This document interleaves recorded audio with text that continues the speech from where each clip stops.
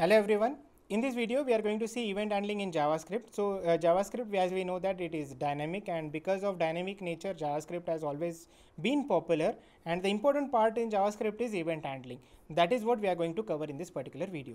At the end of this video, student will be able to write a JavaScript code for different events using event handling. So I'll tell you, explore some popular events that are used in case of JavaScript. You can go through it one by one. I'll take one example based on it. Okay. So event handling, when I talk about event handling, there are various event handlers, and what those event handlers do talk about. On click, so when a user clicks using a mouse on an element, this on click method will get called. Okay. Likewise, when an action is performed, some event is generated. Okay, that particular events are listed in this particular fashion. On mouse over, so when you just move your mouse on a particular element, this particular event will get called. On mouse out, when you take the mouse outside, or when you take mouse down, mouse up, so all these particular events are related to mouse move. When you move your mouse, this particular event will get called. So likewise, these are related to all mouse events. When you click, when you move, when you over, when you out it, when you down it. So this likewise, this all methods are categorized. Similarly, for keyboard, when you we have some key events as well. So key down, key up. When you press a key, when you release a key, this key up and key down event is getting called, and so this is what the description is associated with it. So when you release, it will get called. When you press, this particular event will get called. Form event. So when form is loading, at that time you can have on focus. On focus indicates that, let's say you have a form in that you want your focus to be shifted on a particular element, let's say first name. So as soon as the form gets loaded and you want your user to put his first name initially in the form section, this on focus can be used. In the previous example also we have seen, I have used on focus, where as soon as the form gets loaded, in the text field, that particular text field on focus will get called. Okay, this can be done. On submit, so in form we have something called a submit button. When you click on a submit, on submit will get called. Okay, on blur, so when a focus is away from a form, let's say it is inactive for a certain particular amount of time, then the form will become blur. In that case, this particular event is getting called as on blur. On change, when a user modifies or changes the value of a form element, if you change the element, then this particular event is getting called. Similarly, window events. So for window events, we have on load, okay, on unload, and on resize. On load, when your browser is getting loaded, the loading of a page, when your form is getting loaded, that time on load can be called, and you can also assign on focus at this particular instance. On unload, similarly, it's unloading a form. Okay. And on resize, when the visitor resizes the window of a browser, let's say maximize or minimize, in between user tries to do it, then in that particular case on resize is getting called. Okay. So what is on focus? When a user focuses on an element, then this on focus is get called. Okay. I hope this is very clear to understand the various events that are used in case of HTML, JavaScript. Okay. So let us take this example of password strength to check whether your password is strong or not. Okay, I'll copy this particular section. Here the doc type is given. I'll go line by line explanation for this thing. Delete this part and come down to demo, and in demo we have this particular section. Okay, doc type is HTML, so we are taking an HTML file. Okay, so the start tag is HTML. Inside add, we are writing a script. The script says that function fun1. So what we are doing in function fun1, we are taking document.getElementById.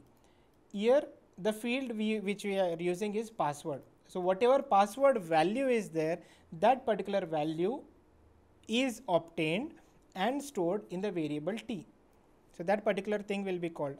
So when a function is called, inside that function immediately we are going for password value. So password value is stored in variable t. Then we are going to check the length of that particular password.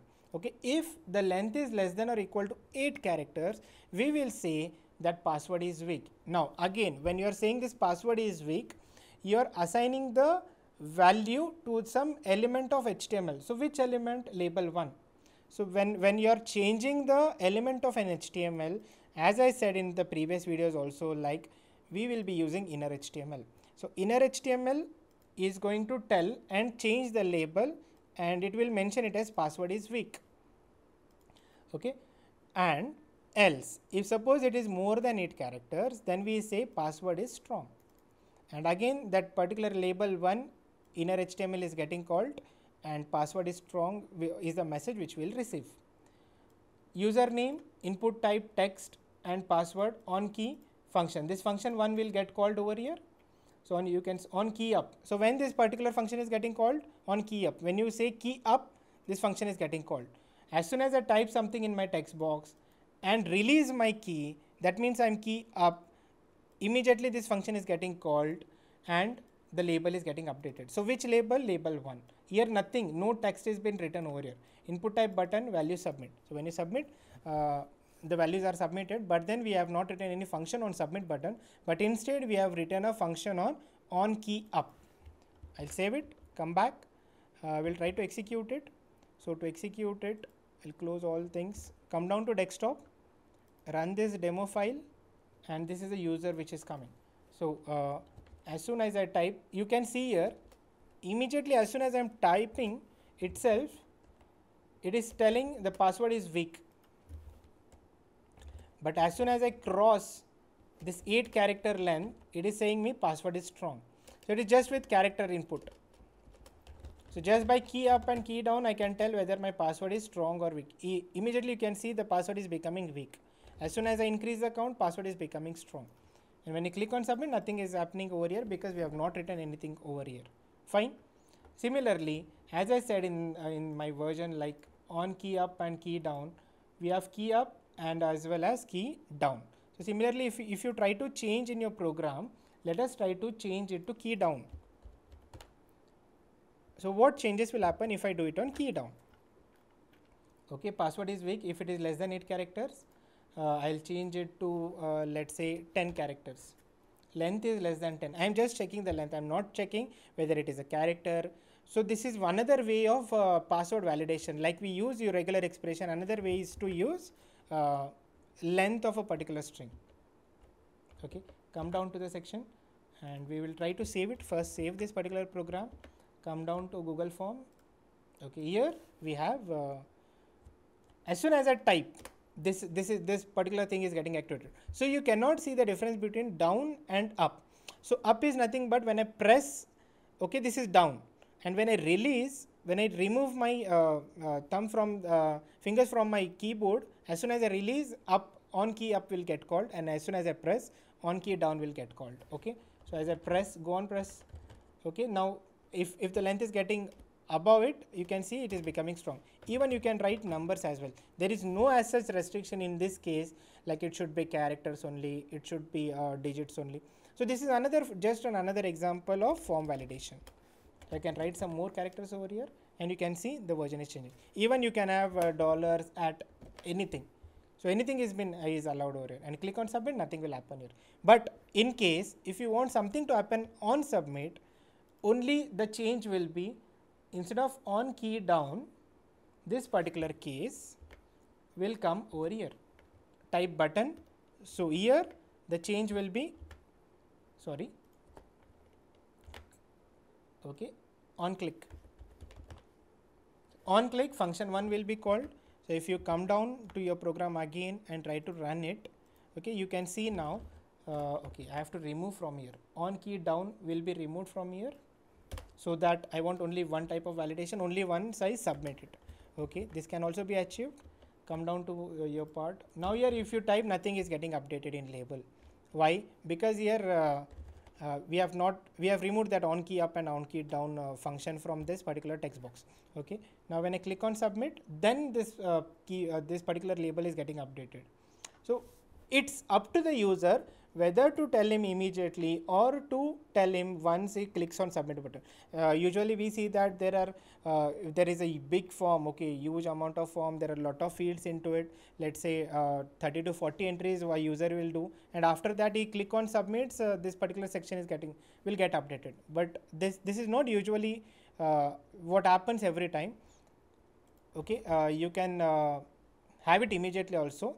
That's where form will become interactive. That can be done using key up and key down. Like such, you can use all these methods on mouse, even on mouse. Like when a user is clicking on a mouse, or if you want to change the image, that can be achieved.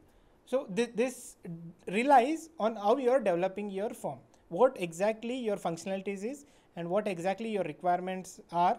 Based on this, on that particular method has to be chosen properly. Key up, key submit, on blur.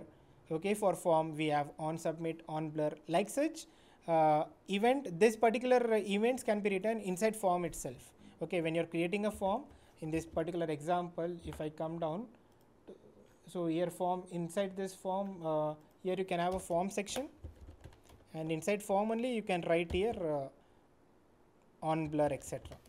Okay, here only you can write. This is how events handling can be done in JavaScript.